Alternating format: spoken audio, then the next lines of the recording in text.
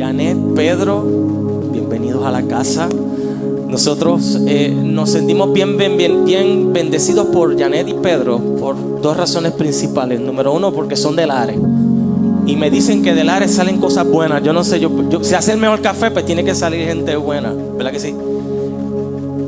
Janet, no, definitivo. O sea, tenemos un testimonio que contar que si empezaríamos no habría manera de terminar. Así que vamos a tratar de resumirlo en lo más que podamos. Janet, Pedro, háblanos un poquito. Yo creo que la gente entienda primero, antes de hablar la historia, yo quisiera que la gente entendiera de dónde vienen ustedes, de qué momento particular ustedes se conocen como familia, pero en qué momento particular ustedes se encuentran con el Señor. Nadie quiere hablar ahora cuando se paran aquí. No, es que siempre Pedro como que me dice, tú primero y yo, ok. Bendiciones a todos. Gracias, pastor, y gracias a la pastora también, Lizeth, ¿verdad? Porque de verdad que desde que llegamos a este lugar hemos sentido como Dios nos ha abrazado, nos ha bendecido y de verdad que nosotros necesitábamos ese sentir como familia y sentirnos como ese abrazo. Y definitivamente Dios nos trajo aquí y estamos sumamente agradecidos por eso. Yo conocí al Señor, yo no me crié en un hogar cristiano, mi casa era un hogar normal. Lamentablemente no me crié con mi papá, me crié sola con mi mamá. Mi mamá comenzó a visitar a la iglesia cuando yo tenía aproximadamente 11 años. Desde los 11 años empecé a escuchar la palabra de Dios y yo sabía que Dios me estaba llamando, pero yo decía, mi mamá me decía, dale, pasa al frente, que están haciendo el llamado, tienes que pasar, tienes que convertirte y tienes que recibir a Jesús, que si no te vas a pensar como las mamás hacemos. Pero yo recuerdo una mañana siempre, para mí fue muy especial, voy a tratar de no llorar, pero ese momento en cuando yo sentí que yo le dije al Señor esa mañana, yo le dije, si el pastor hoy hace el llamado, hoy es el día en que yo te voy a entregar mi corazón, Jesús. Y yo tenía 13 años aproximadamente ya cuando yo como que me afirmé y di ese paso al frente. Yo no sé ni cómo yo llegué al frente, pero siempre recuerdo esa imagen con la ropa que tenía puesta, mis botitas, mi blusita con cuello tortuga, color azul, mis maones, bien tú sabes. Y pasar al frente y yo sentí que literalmente fue el Espíritu Santo el que me acompañó hasta el frente, hasta el altar, y solamente recuerdo empezar a llorar y decirle, sí, Señor, yo te recibo como mi Señor y Salvador. En mi adolescencia obviamente me involucré en la iglesia, pero hubo un momento dado en que me puse, como decimos nosotros, que ya que pensaba que yo me lo sabía todo, estaba en la universidad y estuve un año completamente alejada del Señor, pero nuevamente el Señor extendió su amor, con esas cuerdas de amor, extendió nuevamente hacia mi vida y me dio la oportunidad de reconciliarme, y de ahí en adelante, de los 19 años, ya tengo, puedo decir 42, he estado fiel sirviendo al Señor dentro de todas las circunstancias, pero Dios ha sido, ¿verdad?, el fundamento de mi vida. Amén. Pedro, ¿cuándo fue ese momento que tú te encontraste con tu Salvador? Pues yo, contrario a Patty, yo le digo Patty, todo el mundo le dice Janet. Me crié en un hogar cristiano, pero eso no implicaba el que yo no tuviera que conocer al Señor. Y yo tuve un encuentro con el Señor a eso de mis 14 años. Me acuerdo exactamente el día y la fecha y hasta quién estaba predicando. Esa es la ventaja de ser criado en el Evangelio, ¿verdad? Entonces, pero vine a firmarme en el Señor como 2 años después, a los 16. Comencé entonces a participar de la juventud de la iglesia, comencé a participar de los grupos de adoración, me fui a estudiar, seguí participando y inicialmente tuve un matrimonio con una muchacha de la iglesia, pero que a pesar de que era un matrimonio de cristianos, era realmente un yugo desigual, y eso me sacó de la casa, nos sacó a los dos de la casa, hasta que destruyó el matrimonio aquel. Una vez rompemos aquel matrimonio, pues yo me reconcilié con el Señor. Y entonces ahí estuve 3-4 años en la iglesia, ¿verdad? Y ahí conocí a Patricia. ¿Se conocen en la iglesia? En la iglesia. Cuando yo me reconcilio con el Señor, yo vuelvo a participar de todo lo que participaba antes. En ese tiempo conoces a Patricia. ¿En qué año se casaron? Nosotros nos casamos en el 2005. 2005. Sí, me acuerdo todavía. 2005. Nos casamos en 5 chocolates que se acordó el año. Aquí la gente no escucha lo que dice la audiencia, ¿verdad? Pero estamos en vivo. es gracioso. Nosotros en- nos casamos en el 2005. Muy bien. En ese momento que se casan, que empiezan a establecer su familia, sabemos, ya mismo vamos a hablar del testimonio de Isaac, pero ¿en qué momento, antes de entrar en la historia tuya, Pedro, en qué momento ustedes se dieron cuenta de que quizás se les iba a ser difícil, ¿verdad?, tener una familia? Cuéntanos un poquito de ese momento donde... Pues alrededor del 2005 nosotros empezamos a buscar tener un hijo. Entonces ese hijo pues como que no llegaba. Entonces luego de eso, en el 2007 fue que tuvimos un presbiterio profético y el Señor nos habló de Isaac, que está por ahí. En el 2010, perdón. La cuestión fue que llevábamos 5 años de casado buscando un hijo y no teníamos hijos. Entonces comenzamos, una vez el Señor nos comienza a hablar de Isaac, nosotros comenzamos entonces a chequearnos para ver qué cosas nos ayudaban y cosas no. Y ahí descubrimos, ¿verdad?, que yo tenía problemas de flujo de semen. Patricia tenía problemas de endometriosis y comenzamos a tratar esas condiciones. Sí, en ese tiempo fue una temporada bien difícil porque tú sabes que tú te casas y todo el mundo espera que si te casaste, después te preguntan, o sea, estás soltero y te preguntan ¿para cuándo el novio? Y cuando ya tienes el novio, ¿cuándo te vas a casar? Y cuando te casas, después te preguntan ¿para cuándo los hijos? Y fue un tiempo bien difícil porque la gente nos preguntaba que por qué no teníamos bebé, por qué no teníamos hijos. Y pensaban que era que nosotros no queríamos. Pero la realidad es que nosotros nos casamos y al tiempo yo decidí dejar los métodos anticonceptivos y ahí yo comencé a experimentar que tenía problemas físicos y empieza entonces todas esas citas médicas, todos esos estudios médicos que nos realizaron y van poco a poco llegando hasta el diagnóstico. Ya en el 2010, cuando Dios nos da la palabra, Dios nos dice específicamente, Dios los va a sanar, ustedes van a tener un hijo y todo. Y la gente se volvió loca, todo el mundo empezó a comprarnos cosas, la gente decía, la palabra, ¿verdad?, venía soltándonos, ¿verdad?, en fe, preparen el cuarto, preparen todo. Pero el problema fue que eso fue en el 2010 la palabra, pasa 2011, 2012, 2013, 2014 y el bebé no llega. Y nosotros experimentamos una crisis bien fuerte con nuestra fe porque la gente comenzó como a cuestionar nuestra fe. Comenzó a decirnos que ustedes no creen, que ustedes no tienen fe. ¡Decláralo! Así me hacían. Y yo decía, ok, sí, yo lo declaro. Pero decláralo, es que tú no tienes fe. Por eso es que no ha llegado. Y comenzaban, ¿verdad?, a cuestionarme. Y a cuestionarnos. Yo no sé a Pedro, pero a mí me cuestionaban mucho. Quizás a veces las mujeres hablamos más sobre el tema. Y pasamos un momento de que nosotros pasamos de creer y estar esperando y expectante a una temporada en que yo no quería que nadie me hablara del bebé. Yo no quería que nadie me hablara de la promesa. Nosotros comenzamos todas las cosas que teníamos en el cuarto para el bebé. Nosotros regalamos todo porque comenzamos a ver que otras amistades comenzaron a tener bebé y comenzó a afectarme emocionalmente ver el cuarto vacío, ver el cuarto sin bebé. Y yo entiendo que Dios nos llevó por ese trayecto y creo que ya en el 2014 Dios nuevamente nos trae una palabra tan simple, porque fue muy simple. Vuelve a soñar. El sueño no está muerto. Porque yo había renunciado al sueño y yo sentía que literalmente yo sentía como si alguien hubiera muerto. Y no era una persona, era el sueño que yo tenía de ser madre en nosotros había muerto. Nosotros enterramos el sueño. Literalmente. Enterramos el sueño, regalamos todas las cosas y ni siquiera entre nosotros hablábamos de eso. Era como un tema que no se tocaba. Tabú. Y llegó el tiempo donde vino la falta de fe, la falta de esperanza totalmente y olvidaron eso que dijiste, wow, enterramos el sueño. Antes de entrar en eso, pasó algo contigo, Pedro. Cuéntanos un poquito qué fue lo que estaba pasando, qué fue lo que pasó contigo, con tu condición. Bueno, condensado y resumido. Luego de que nació Isaac, ¿verdad? Pues estábamos muy contentos, ¿verdad? Fue después de que se llegara Isaac. Sí. Muy bien. Sí. A mí entonces en el 2019 me da un primer derrame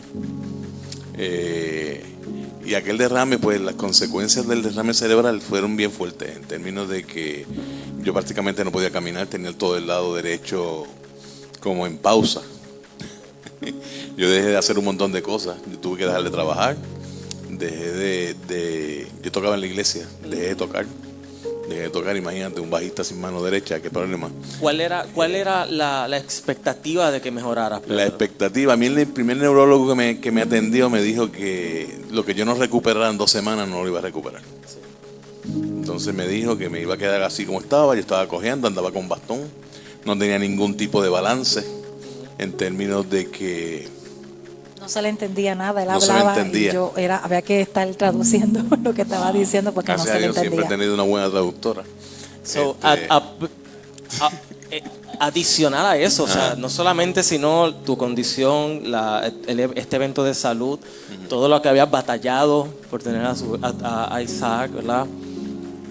¿En qué momento, Pedro, tú dijiste, Dios no está conmigo?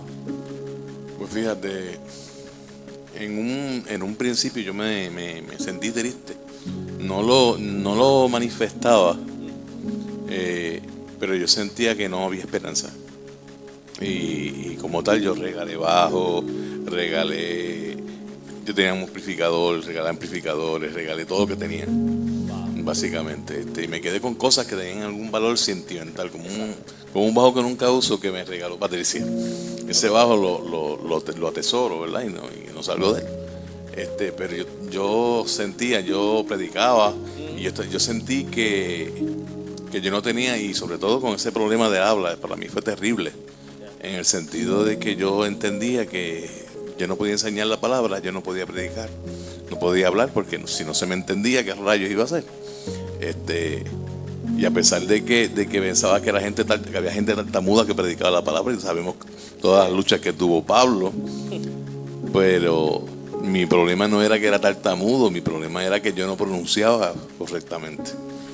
Entonces, vino ese tiempo. Ese tiempo de desesperanza. De que literalmente perdieron la esperanza.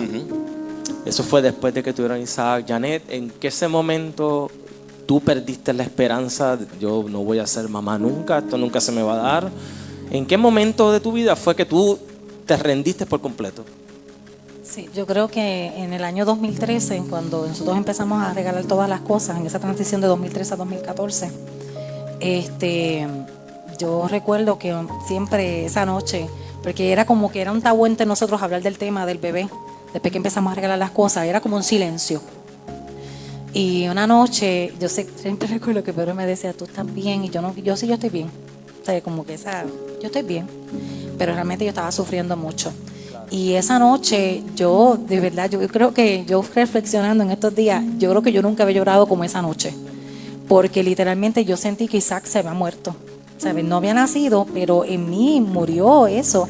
Y ese sentir de que esto es imposible, nunca se va a dar. Pero también recuerdo con el momento cuando Dios también nos dijo, vuelve otra vez a soñar. Y cómo Dios nuevamente como que impartió ese soplo de vida en nosotros. Y en el 2015 nosotros tomamos la decisión de decir, ¿sabes? Ya Dios nuevamente nos está diciendo, volvamos a soñar. En ese momento nosotros volvimos nuevamente a los doctores, volvimos a chequearnos y fue bien, ¿verdad? Como trabaja el Señor, tanto el médico el doctor de Pedro como el doctor que me estaba atendiendo a mí, nos envían al mismo lugar, a la misma clínica. Al mismo sitio. Y yo decía, bueno, Señor, si tú nos quieres llevar por este camino, no es el más convencional, porque a veces uno está esperando que si Dios te da una palabra, como ya Dios dijo, que esto va a ser así, pues Él tiene que hacer todo, porque ya Él lo dijo, pues tú te sientas tranquilo a esperar que llegue lo que Él te prometió. Pero yo creo que en el caso de nosotros, Dios nos enseñó a que si Dios te da una palabra, tú tienes que luchar por esa palabra, tú tienes que luchar por el cumplimiento de esa palabra, que fue donde en el momento nosotros no entendíamos y nosotros pues en cierta forma fallamos, porque nosotros como que chequeábamos y todo, pero no fuimos más allá. Pero también entiendo otra cosa, pastor, que el tiempo de Dios es perfecto. A veces hay cosas que no llegan ni antes ni después, llegan en el momento exacto de Dios. Y yo recuerdo que cuando nosotros empezamos a hacer todo el tratamiento médico, nosotros nos sometimos a un tratamiento para tener un bebé. El doctor, la expresión del doctor varía, como la cara de él, tú sabes, era como que, porque cada vez que íbamos allá, pues vamos a ver qué se puede. Y entonces nos mandaban a hacer como, cada vez que íbamos eran un montón de estudios y de laboratorios y estudios. Fue un proceso de un año. A veces la gente piensa que tú vas a hacerte un tratamiento y tú llegaste a la clínica y ya el otro día ya tú saliste con el muchacho en brazos. Eso no es así, eso no funciona así. ¿Sabes? Te hacen muchos estudios, ellos se aseguran, ¿verdad?, de cómo ver cómo está la condición médica. Y recuerdo siempre el día en que ya estábamos como que ya por poner fecha en el momento que íbamos a hacer el tratamiento específicamente. Y el doctor dice, no, tenemos que aguantarnos porque todavía pasó una situación que salió de la nada un quiste en mi ovario. Nunca había tenido quiste excepto ese momento. Y Pedro me dijo, ay, estás bien, porque sabe, como que me puede afectar. Y yo no sé, pero el Espíritu Santo es tan bueno. Yo recuerdo que en ese momento, yo cuando me levanté de la camilla, aquello salió de mi ser, pero fue como una fuerza que no fue mía, aquello no fui yo, fue el Señor. Yo le digo a él, es que el mes es marzo y el mes es noviembre. Y él me mira como que se volvió loca, Patricia, porque está diciendo que es marzo y que es noviembre. Y todavía estamos en diciembre. Y yo, es que el mes es marzo, el mes es noviembre. Y él me dice, pero ¿por qué tú estás diciendo eso? Es que el mes es marzo, es noviembre, es en marzo, es en noviembre. Y él no, como que no entendía. Y yo le dije, en marzo yo voy a quedar embarazada y en noviembre van a ser Isaac. Definitivamente cuando nosotros hicimos el tratamiento y todo, ya empezó todo en febrero. Cuando me toca hacer la prueba, obviamente mi prueba positiva de embarazo fue en el mes marzo de 2016. Isaac nació para la Semana de Acción de Gracia de noviembre de 2016. Definitivamente Dios lo cumplió. ¿Qué pensamiento, rapidito, qué pensamiento pasó inmediatamente por tu mente cuando viste esa prueba de embarazo positiva? ¿Qué fue lo primero que vino a tu mente? Bueno, este es el chiste. Se supone que yo me hiciera la prueba el 23 y era el 22 y yo estaba desesperada y estaba con esa, ¿verdad? Yo soy bien curiosa. Aquellos que no saben, yo soy bien curiosa. Siempre tengo preguntas y siempre estoy, ¿verdad? Yo quiero saber todo antes. Mira, no ha llegado el final del libro y ya yo quiero saber cómo termina la historia. Y yo recuerdo que tenía una prueba casera en la casa y yo esperé que Pedro se fuera a trabajar y todo. Y yo solita en casa y yo dije, yo voy a hacerme la prueba. Se supone que no. Se supone que es mañana que me haga la de sangre, pero yo quiero hacerla hoy. Y cuando yo vi esa prueba positiva, yo me alegré tanto. Fue una alegría, ¿sabes? Yo no sabía si llorar, si reír, brincar, saltar. Siempre te recuerdo que yo a Pedro ni siquiera lo llamé. Yo le saqué una foto a la prueba positiva y yo se la envié por WhatsApp. ¿Viste? Estas son cosas modernas ahora. Y yo cogí y le mandé la foto y él me dice, yo no entiendo, ¿verdad? Entonces, ¿aquí qué es esto? Yo no entiendo. Y yo, Pedro, está positiva. Estamos ¿sabes? Vamos a tener al bebé. Nosotros le damos gracias a Dios en el momento en que me hicieron el tratamiento. Esto mucha gente no lo sabe, pero a mí me pusieron 2 embriones. Lamentablemente uno lo perdí, pero Dios preservó a Isaac. Y recuerdo que en la semana número 13 yo empecé con un sangrado que me asusté pensando que iba a poder perder el bebé. Y cuando el doctor me chequea, me dice, es que tienes un hematoma porque el bebé se implantó tan fuerte en tu útero que te dejó un hematoma en el lugar de donde fue implantado. Y yo decía, es que Dios lo pegó. Fue Dios el que lo preservó y Dios lo puso ahí. Quizás la intervención médica estuvo ahí, pero quien estuvo conmigo en todo el embarazo cuidándome, quien estuvo conmigo en el momento del parto, tú sabes, y hasta el día de hoy, sabes, nosotros damos testimonio de cómo Dios ha estado en la vida de Isaac. Isaac vino para cambiar nuestras vidas. Yo pienso que en ese momento que Isaac nació, marcó nuestras vidas y cambió también el giro y el destino de nosotros como familia. Y Isaac, de verdad que es un niño que a todo lugar que llega se hace sentir. Aquí llegó Isaac, tú sabes. Y yo creo que una de las cosas más importantes que ella acaba de decir, ¿verdad? Para entrar en la palabra es a veces pensamos que, como tú bien dijiste, a veces pensamos que Dios cuando hace algo manda un relámpago y se resolvió la cosa y yo quisiera que Dios hiciera eso. Pero nosotros, ¿verdad? Hemos visto cómo a través de la historia de ustedes, Dios puede usar lo que sea, como sea, cuando sea. Y una de las cosas más importantes que yo creo que tú te lleves en esta mañana es eso. A veces nosotros limitamos a Dios, limitamos lo que Dios quiere hacer. Y no intentamos cosas pensando de que como no lo hizo como yo quisiera o como yo quería que lo hiciera. Pedro, cuando llega Isaac, ¿verdad? Nace Isaac, habías comentado que tuviste un derrame. Hubo una situación donde literalmente estabas conduciendo y te dio el derrame. ¿Cómo Dios te preservó en esa situación? Bueno, pues yo siempre he sido medio casquiduro. No, que va. Y entonces, Entonces, entonces, cuando a mí me da el derrame, pues yo estuve todo el día negándolo. Esto no me está pasando. Yo lo que tengo es un bajón de azúcar. Eso ahorita se me quita, pero no se me quitaba. Me fui a trabajar. Y allá en el trabajo, yo me doy cuenta que no puedo escribir. Y me doy cuenta que me voy apagando. Entonces dije, yo tengo que ir hablé con mi jefa, dije, me voy. Como pude, hablé con ella. Y dije, me voy. Y me fui guiando. Yo estaba en Arecibo, me fui de Arecibo guiando para Lares. pero tú sabías lo que estaba pasando. ¿Tú tenías idea o no tenías idea de lo que? Yo tenía idea de que tenía algo. Oh, ok. No sabía que tenía un derrame. Wow. En el camino de ir para ir, porque yo pretendía ir al hospital, paro en el dealer porque mi guagua se había dañado y estaba allí, no me la habían reparado, le digo 2 o 3 cosas al muchacho y sigo para Lares, guiando. Dios me guardó todo ese trayecto. Bueno, cuando yo llegué a Lares me chequearon en CDT, me montaron en una ambulancia y me tiraron para Manatí. Y ahí me hospitalizaron y me diagnosticaron. ¿Qué te dijeron eso? ¿Qué? Ahí me dijeron que me hicieron un MRI y me dijeron que había tenido un derrame que me afectaba todo el lado derecho. O sea, yo quiero que tú entiendas esto. Se les cumple el milagro, tienen a su hijo, pero todo no siguió feliz. No. La historia. Es que eso no es así. La gente que tiene esa percepción se olvida de que Jesucristo mismo nos dijo, en el mundo tendréis aflicción. Pero también entonces nos hace una promesa que más cierta no puede ser. Me dice, acuérdense que yo he vencido al mundo. Así es. Que yo he vencido al mundo. Y definitivamente, pues yo tuve que agarrarme de ese tipo de promesa de la palabra para poder salir con éxito de todo ese revolú. Lo terrible del asunto es que yo pensaba que quizás me podía, después de un tiempo, pues me fortalecí en el Señor y pensaba que iba a recuperarlo todo. Amén. Cuando entonces estoy pensando que ya que estoy recuperando todo, me da un segundo derrame. Un segundo derrame. ¿Qué fecha fue? En el 2021. Ya estábamos viviendo acá en 2021. En la Florida. Y aquí, ahora en el 2024, Dios los trae a la ciudad de San Cloud. De San Cloud. Recuerdo cuando ustedes se comunican con nosotros, yo los conocía ¿verdad? De referencia por la iglesia de Ciudad del Rey allá en Lares, que los conocíamos.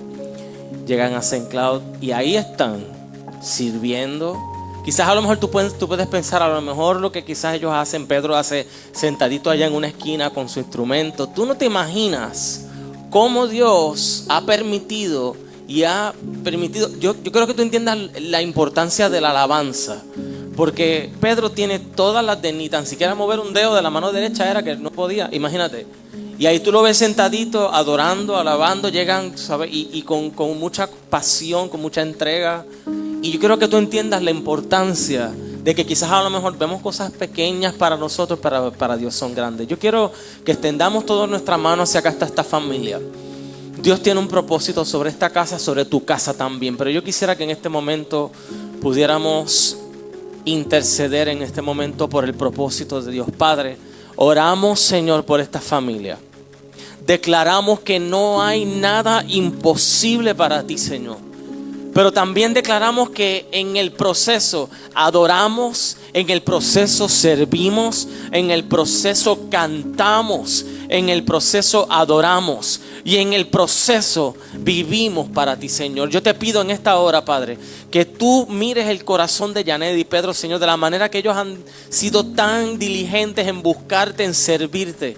Padre, que todo deseo de su corazón, que todo anhelo de sus vidas, Padre, continúe creciendo y aumentando, y de esa misma manera ellos puedan seguir contando de lo grandioso que tú eres y de lo bueno que tú eres. En el nombre de Jesús, amén y amén. Dale un aplauso al Rey en esta mañana, tarde ya. Gracias, Janet, gracias, Pedro.